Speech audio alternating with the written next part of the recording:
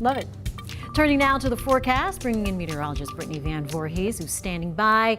I know we're tracking tropical storm and all that action off the Carolina coast. Britt, what is that going to mean for us here in Charlotte?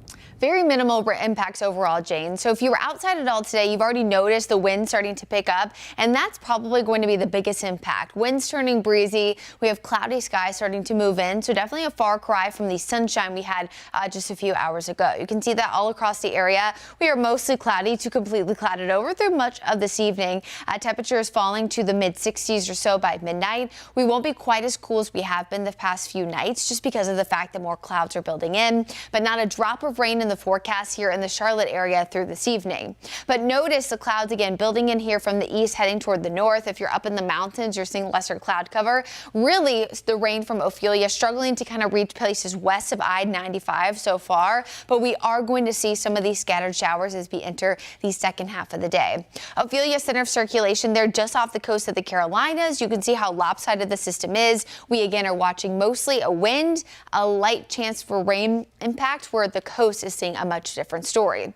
In fact, a tropical storm warning in effect for all of the North Carolina coast and down towards South Carolina too. On top of that, a storm surge watch and warnings. Storm surge inundation could peak to 3 to 5 feet. That's from Surf City, North Carolina, all the way up toward the Norfolk, Virginia area.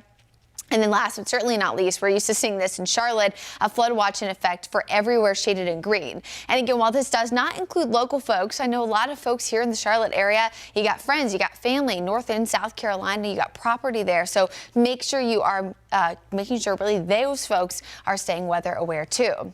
Now, in terms of the wind, we're peaking about 25-35 mile per hour wind gusts. It's mainly overnight. Again, much higher near the coast as the landfall is likely to be later on tonight, if not very early Saturday morning.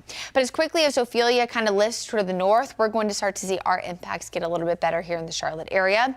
Clouds, of course, coming in tonight. We're already seeing them. And then there's that chance to see some of those scattered showers, mainly Saturday morning, eventually pulling away by the second half of Saturday evening. And then Sunday, I mean, completely dry.